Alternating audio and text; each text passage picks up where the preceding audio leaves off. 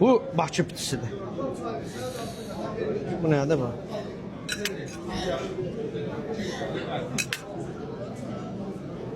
Nəsində bundan yeyirik biz Hövsan soğanı ilə.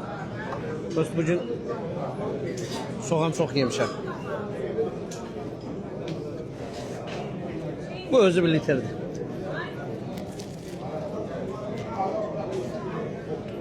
Bu Bakı pitisidir.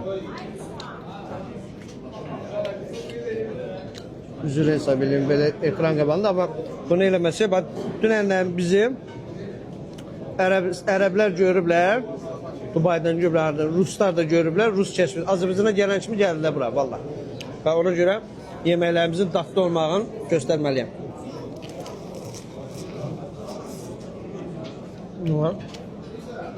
Çox dadlıdır.